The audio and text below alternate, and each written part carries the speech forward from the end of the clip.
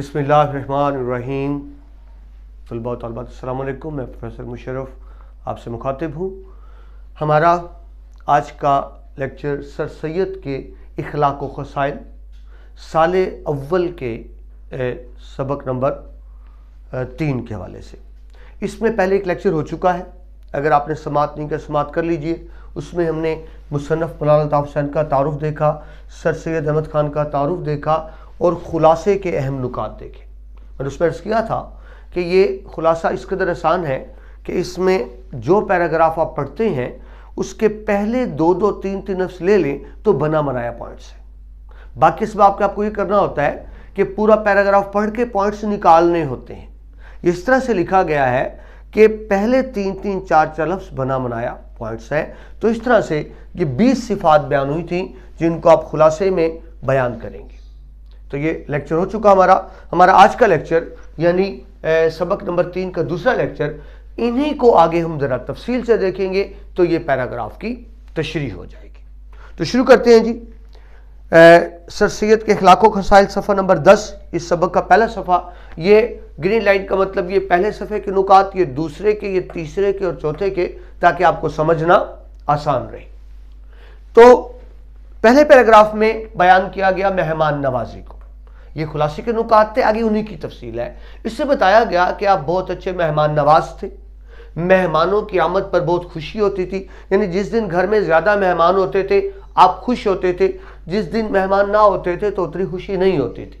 کھانے محدود کم مگر عمدہ ہوتے تھے. یعنی تعداد میں کم ہوتے تھے لیکن عمدگی میں زیادہ ہوتے تھے. آم اور خربوزوں سے آپ کو خاص رغبت تھی. فواکہ پھلوں کو کہتے ہیں. دودھ پینے کی عادت رہی، کھانا کھانے کے بعد لازماً دودھ پیتے تھے. شروع میں خوراک زیادہ تھی، بڑھاپے میں کچھ گھٹ گئی تھی. تو یہ وہ تمام صفات ہیں جو آپ کے خورد و نوش اور مہمان نوازی کے حوالے سے تھی. اس کے بعد دوسرے پیراگراف میں بیان کیا گیا ظرافت اور خوش طبعی. ظرافت ہنسنا ہنسانا یہ آپ کا مزاج تھا. جہاں بیٹھے ہیں کہہ کے لگ رہے ہیں، لطیفے سنے جا رہے ہیں، لطیفے سنائے جا رہے ہیں. ہو نہیں سکتا کہ سر سید بیٹھے ہیں اور کہہ کے نہ گونج رہے ہوں. وہ گھر ہیں، گھر سے باہر ہیں، ہر جگہ ہنسنا ہنسانا آپ کے مزاج کا حصہ رہا. لیکن یہ جو کہہ کے لگاتے تھے دل سے، ہم جس طرح تھے نا بجائے پہ ہاں ہاں ہاں ہاں اس طرح کہہ کا بناوٹی کہہ کا نہیں ہوتا تھا. دل سے ہنستے مسکراتے تھے. بناوٹ سے پاک خوش طبعی یعنی مزاج. گفتگو میں شوخی تھی. بعض اوقات بہت سی باتیں ہمارے دل میں آ جاتی ہیں لیکن ہم نہیں کرتے، لحاظ کر جاتے ہیں کہ آگے کوئی دوسرا بیٹھا ہے. ہر بات ہر جگہ تو نہیں کی جاتی نا. مگر سر سید سے یہ نہیں ہوتا تھا. جو بات دل میں آگے لازماً کر دینی ہے. پھر یہ نہیں دیکھنا میرے آگے مرد ہے، خاتون ہے، مجھ سے بڑا ہے، چھوٹا ہے، افسر ہے، متحد ہے. جو بات دل میں آئی وہ لازماً کر دینی ہے. یہ الگ بات ہے کہ بات کرنے کا سلیقہ بڑا عمدہ تھا. یعنی دائرہ تہذیب میں گفتگو اس بات کو یوں کرتے تھے کہ بد تہذیبی نہیں ہوتی تھی، مگر جو بات دل میں آتی تھی کر ضرور دیا کرتے تھے. اس کے بعد تیسرے پیراگراف میں بتایا گیا آپ کی مطالعے کی عادت کا، کہ مطالعے کی عادت آپ کی رفیق کار رہی. رفیق کار دوست یعنی لازماً مطالعہ کرتے تھے. ہم نے بیٹا پہلے لیکچر میں بات دیکھی تھی کہ یہ جو سر سید کے اخلاق و خصائل ہیں دراصل صرف سر سید کے نہیں ہیں. تقریباً یہ صفات ہر بڑے انسان میں ہوتی ہیں. اور ہم ان کو کیوں پڑھیں؟ آپ سے پہلے لیکچر میں بات ہوئی تھی، ہم اس لیے پڑھیں کہ ان کو اپنا کر ہم بھی کامیاب ہو سکیں. یعنی مقصد صرف سر سید کو نہیں پڑھنا ہے، کامیابی کے اصول جاننا ہے، ان کی عادات کو جاننا ہے تاکہ ان عادات پہ عمل کر کے ہم بھی کامیاب ہو سکیں. تو یہ صرف سبق کے تک نہ دیکھیے گا، اس کو اپنی ذات پہ اپلائی یعنی اطلاق کرنے کی بھی کوشش کیجیے گا. جی مطالعے کی عادت آپ کی رفیق کار رہی. بین السطور مطالعہ کرتے تھے. بین السطور جس کو انگلش میں بٹوین دا لائنز کہتے ہیں. یعنی صرف لفظوں کو نہیں دیکھنا، مصنف کے ذہن تک پہنچنا. یعنی یہ بات اہم نہیں کہ اس نے کیا کہا، یہ بات اہم ہے کہ اس نے ایسا کیوں کہا. مصنف کے ذہن میں ایسی کیا بات تھی، شاعر ادیب کی ذہن میں ایسی کیا بات تھی جو اس نے الفاظ میں منتقل کی. مطلب لفظوں کے پیچھے نہیں بھاگنا، لفظوں کے پیچھے چھپے مفہوم کو سمجھنے کی کوشش کرنی ہے، یہ ہوتا ہے بین السطور۔ تو آپ بھی جب مطالعہ کیجئے تو یوں ہی بین السطور کیا کیجئے، بات کی گہرائی تک پہنچا کریں، لفظوں کے پیچھے نہ بھاگا کریں۔ ویسے بھی آپ جانتے ہیں انٹر میں خط کشید الفاظ تو نہیں ہوتے کہ الفاظ معنی نہیں ہوتے، آپ نے الفاظ معنی کے پیچھے نہیں بھاگنا، بات کی حقیقت تک پہنچنا ہے۔ مضامین کو محفوظ کرنا، کتاب ہوتی تھی تو پینسل سے نشان لگا لیتے تھے، کوئی رسالہ ہے، اخبار ہے تو اس کی کٹنگ نکال کے الگ اپنے پاس محفوظ کر لیا کرتے تھے اگر کوئی اچھا مضمون ہوتا تھا تو۔ آگے ہے جی خطوں کا فوری جواب۔ آپ جانتے ہیں بچہ ان دنوں میں موبائل اور دوسرا کوئی ذریعہ ساری ملاقات کا، خط ہی ایک ذریعہ تھا جس کو غالب آدھی ملاقات کہتے ہیں کہ خط آیا گویا تم آئے۔ ہر بڑے لوگ، جتنے بھی بڑے انسان گزرے، حضرت قائد اعظم ہیں، حضرت علامہ اقبال ہیں، سر سید احمد خان ہیں، یہ سارے کے سارے خطوط خود پڑھا کرتے تھے اور خود ان کا جواب دیا کرتے تھے اور فوری جواب دیا کرتے تھے۔ یہ بات سر سید میں تھی، خطوں کے فوری جواب دیا کرتے تھے۔ مولانا حالی کسر نفسی سے بیان کرتے، کسر نفسی اپنے آپ کو کمتر سمجھنا، یہ بیٹا یہ بہت اچھی عادت ہوتی ہے، اپنے آپ کو کمتر سمجھنا چاہیے۔ وہ بات کرتے ہیں، مولانا حالی رہتے تھے پانی پت میں ایک شہر، سر سید تھے علی گڑھ میں۔ علی گڑھ سے خط بھیجا جائے تو پانی پت تیسرے دن پہنچتا ہے، تو وہ لکھتے ہیں کہ ٹھیک تیسرے دن مجھے خط کا جواب مل جاتا تھا۔ مطلب یہ ہوا کہ سر سید خط کا جواب فوراً تحریر کرتے تھے۔ لیکن اس میں خوبصورتی کیا ہے، اس پیراگراف میں اگر آپ دیکھیں تو لکھا ہوا ہے ہم جیسوں کے ساتھ ان کا برتاؤ یہ تھا۔ اب ہم جیسوں کا مطلب ہم جیسے کم مرتبہ لوگوں کے ساتھ، مگر ذہن میں رکھیے حالی کم مرتبہ نہیں تھے۔ میں نے آپ کو پہلے لیکچر میں بتایا وہ عناصر خمسہ میں شامل ہیں، شمس العلماء ہیں، مگر بڑا پن اسی میں ہے کہ اپنے آپ کو چھوٹا سمجھا جائے۔ تو وہ کہتے ہیں ہم جیسوں کے ساتھ برتاؤ یہ تھا تو برابر کے لوگوں کے ساتھ کیسا ہوگا۔ آگے بڑھیں جی، پہلے صفحے پہ آخری نقطہ ہے محنت اور جفاکشی۔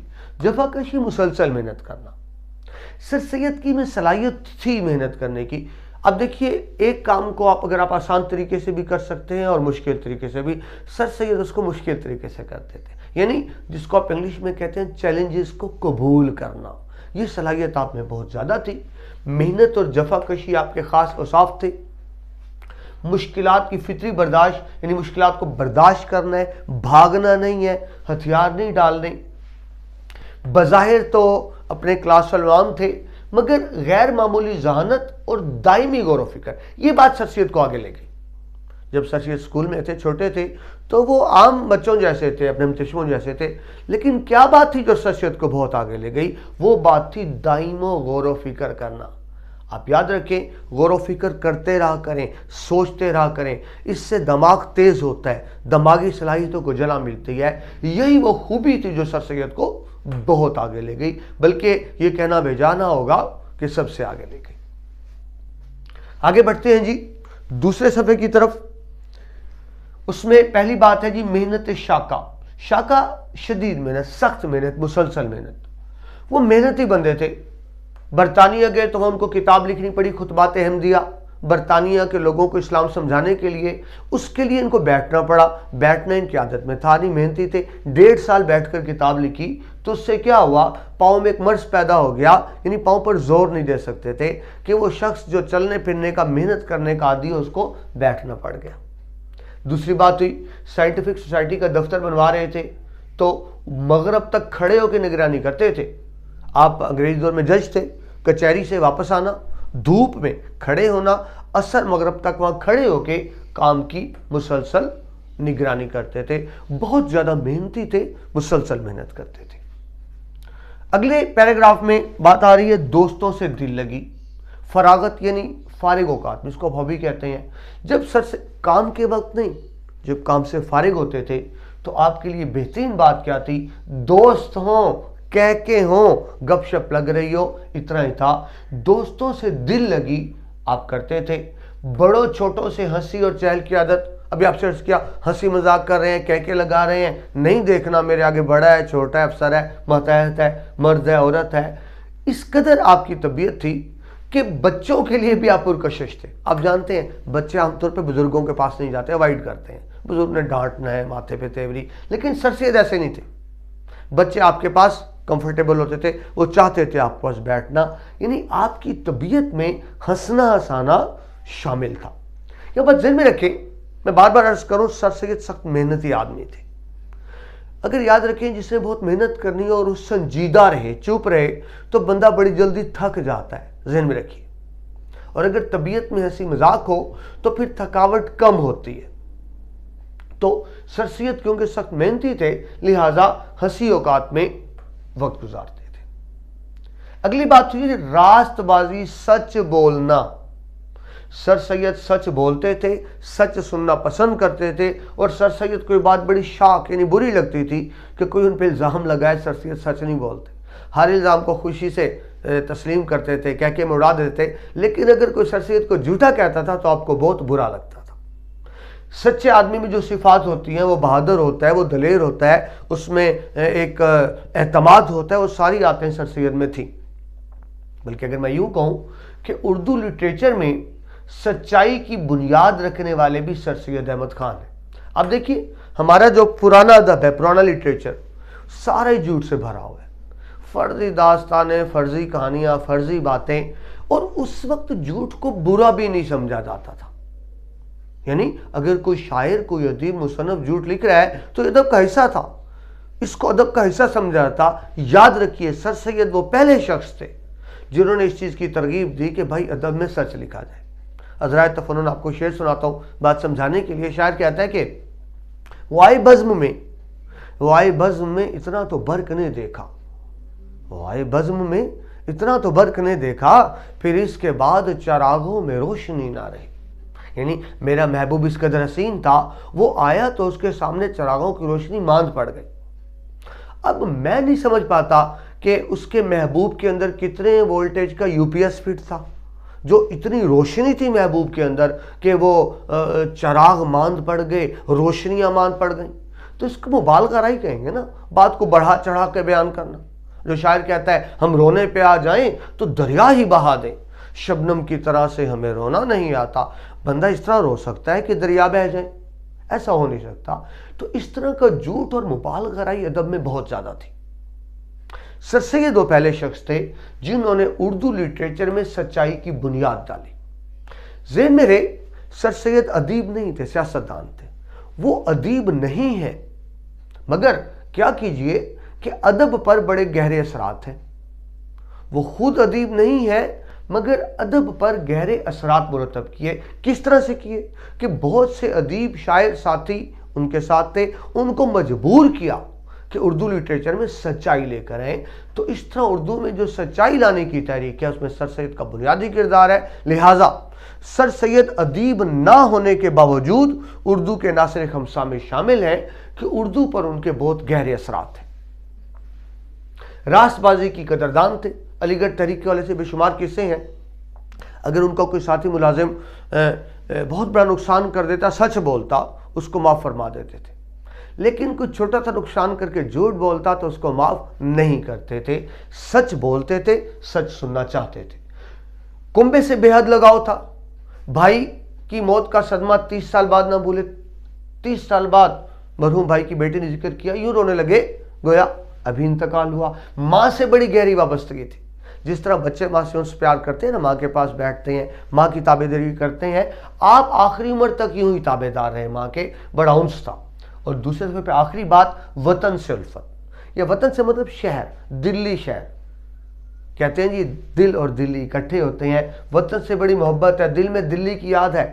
ملازم تھے, مختلف شہروں میں گھومنا پھرنا ہوا, لیکن دلی ہمیشہ دل میں رہا.